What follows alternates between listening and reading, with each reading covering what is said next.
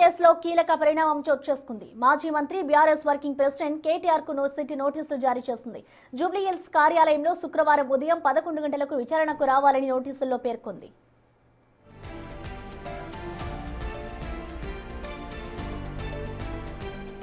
Phone tapping కేసులో ఇప్పటికే మాజీ మంత్రి హరీష్ రావును సిట్ సుమారు 7.5 గంటల పాటు సుదీర్ఘంగా విచారించింది.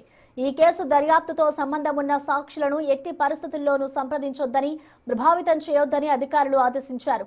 అంతేకాదు ఈ కేసులో హరీష్ రావును మరోసారి విచారణకు పిలుపాలని సిట్ నిర్ణయించింది.